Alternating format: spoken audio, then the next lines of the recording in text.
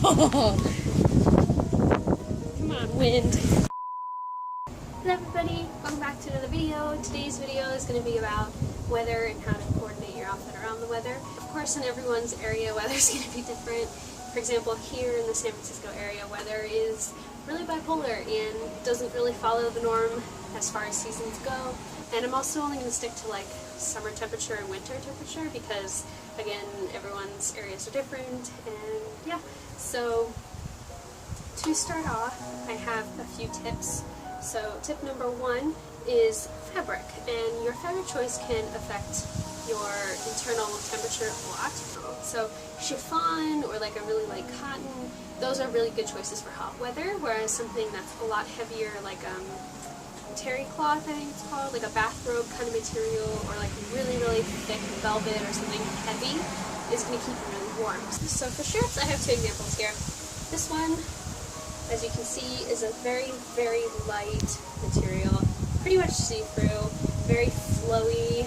I believe it's some sort of cotton blend, but it's extremely light and it's a really, really good wear for hot weather because it's not going to keep you warm. The only thing is, long sleeves tend to be a poor choice for warm weather, but if you're doing something like Lolita, a lot of the times long sleeves are kind of a thing, so long sleeves that are thin with not too much like decoration on it tends to be lighter and less warm. Short sleeves, also a really awesome choice. For the warmer one, there's this one. This is still a pretty light shirt.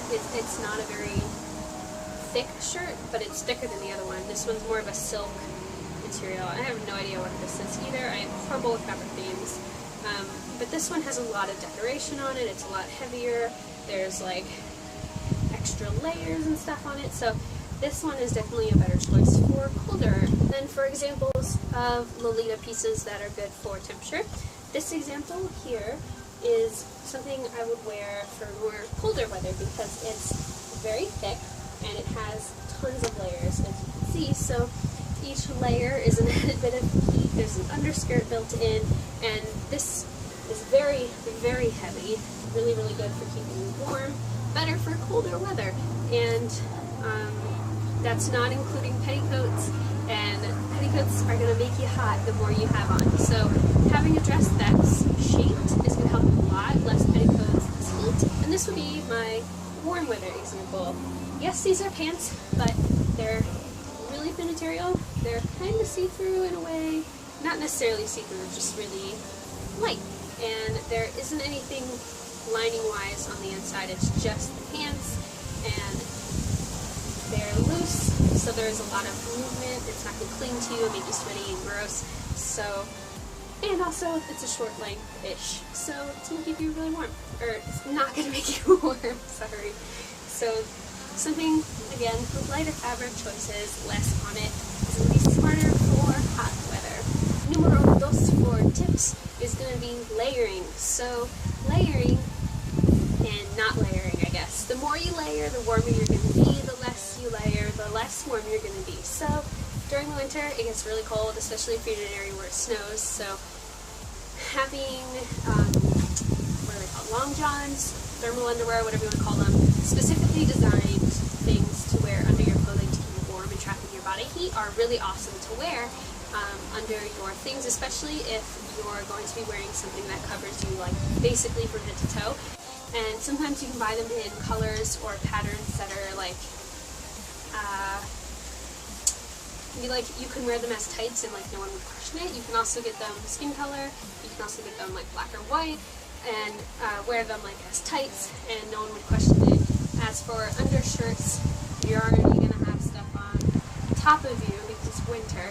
So having one that matches your shirt or your skin color, again, is going to help, but it doesn't really matter because you're probably going to have it covered up. So the more petticoats and thick bloomers and undershirts and whatever you have underneath your clothing, again, as far as that kind of stuff, the more the merrier, and then vice versa for summer, the less you have, the better. And then tip number 3 is to keep in mind what you're doing for that day. So if you're going to be inside the air conditioning, having something a little more thicker is probably going to help. But say you're going outside after that to walk to your car or walk in the park or something, it's going to be really hot if it's in the summer. So instead of layering and then dying when you get outside, I suggest to bring a coat. And also things like umbrellas and stuff, just for the weather as far as other stuff, not just temperature. The last thing I'm going to show you are the examples of what I talked about. So coats, again, going to keep you warm. This is a really thick coat that I actually wear sometimes just by itself, just because of how hot it gets under this. And I usually wear this when it's cold and I don't need a lot, because I'm not going to take it off more than likely. So with this, I usually just wear petticoats and a shirt or something. But if you want to wear something, say, for the fall or for air conditioning and you don't want something this thick, you can go for a cardigan, which I don't know where mine went. I think they're in the wash, so I don't have any examples to show you, but cardigans are really helpful. Sport jackets, anything really, doesn't matter. Just jackets to keep you warm. Some examples of other cold weather accessories. Hats. Hats are a really good way to keep yourself warm, especially when they're specially designed for winter like this one. It has a really soft, lovely inside, and the outside is wool, I think, or like a synthetic wool or something. This is going to keep your head warm, especially if you have a wig on. Wigs are also going to keep you warm, so that's another tip. If you don't want to wear wigs during the summer because it's hot, totally fine. You don't have to wear wigs. That's not something required at all. Another cold weather thing that I'm sure you all know about is this magical thing called a scarf. And the thicker the scarf, the better. This is just the first one that I grabbed. But scarves are definitely going to keep you better, warm better. They're cute. And you can wear these really any time of the year, depending on how thick. Like this one's pretty thin. Another good one are gloves, which again, so magical, I never heard of before. This is like extreme winter glove, very thick, very fuzzy. It comes apart and lets your fingers out, which is cool. This is kind of like a fall in between glove. It's warm, but it's not like snow proof. And then this one is just like maybe like a fall wear or just a cute casual wear. You can even wear this during the summer, I guess, especially with the colors. And then lastly would be socks and tights. So the thicker, again, your stuff, the better. So these are an example of thicker socks that I own. Especially since they're long, are going to be really nice, and you can hide under more layers. So if you want to do like tights or the long johns that I talked about, you can just pull these over it, no problem. Leg warmers, really, really smart investment to have if you're going to be cold down where your legs are because you don't want to layer, or you don't have anything to layer, whatever. Leg warmers are really good. But if you don't have leg warmers, you can also just get another pair of socks, and you can just put those over. And then a good example of a cold weather shoe would be this. It's soft, fluffy, it's a slipper, it's designed to keep you warm. Not necessarily designed for snow or anything like that. That I would suggest getting snow boots. For shoes, you have to be really careful with cold weather and with rain, because you can really easily ruin shoes, especially if they're not painted with the right kind of paint. It can bleed, they can get scuffed, whatever. So having the right pair of shoes to wear is really, really, really smart. If you're going to be outside during some sort of really like gross weather, rain, snow, etc., get a pair of boots designed for that, because you're going to be getting wet and gross, and that's not fun. And if you are going to wear boots like that, it's really smart to carry around flats or flip-flops or something in like your purse or whatever, so that when you get indoors or wherever you're going, you can just take them off.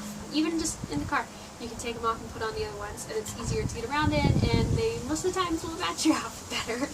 For warm weather, you can still wear gloves. Gloves are very tricky because depending on the material, they can be really annoying to wear in warm weather. So going with something that is very breathable is definitely smart if you're going to be wearing gloves. Just keep in mind, you're probably still going to be warm, because having even just a tiny bit of fabric is adding to the body heat that you have. Words. So the lighter your socks, like I said, the better. Having the shorter socks tends to help a lot better, like the ones that I showed you here. You don't need to wear long socks at all, that is totally up to you. But lighter socks is better, especially if they're really light fabrics, like elastics and things like that. Tights, really good, don't keep you that warm. Hats for summer are, again, optional because they will come back here. They will keep your head warm. So this is one that I grabbed. Despite how it looks, it's extremely light, like very, very light. It's like a crocheted hat sort of thing. It's a beret shape. The material is like a mock wool, but it's super light because it's not really wool, and it's very thin. There's no layer to it or anything. So this is a good hat for summer. This is also a good hat for summer. Straw hat. Straw hats are going to keep the sun out of your face, and because they have little holes in them, they are somewhat breathable. They are, again, going to keep your head a little warm, but because they're somewhat breathable and designed to be worn in warm weather, yeah, they're better. You can also wear this during winter. I'm not like telling you you can't not wear things, but I'm just saying. And then for shoes, something open-toed like this is going to be better. If you're going to wear like flip-flops, keep in mind that the little prongs are hard to wear with socks, so you don't even need to wear socks. But if you're going to be wearing something like slip-ons or tea party shoes or whatever, socks are good to have. But yeah, open-toed shoes are generally better for warm weather, and they're just easier to get around in than boots and things like that. So I'm pretty sure that's everything. If I missed anything, I will probably tell you somewhere, either in the comments, popping up on the video, or the description box. So thank you for watching. I hope this helped, even though I'm sure it didn't, because it's pretty self-explanatory stuff that we learn even as kids. But you know what? Maybe someone doesn't know, and maybe this is helping you out. So hopefully you learned something from this, and yeah, see you guys next time.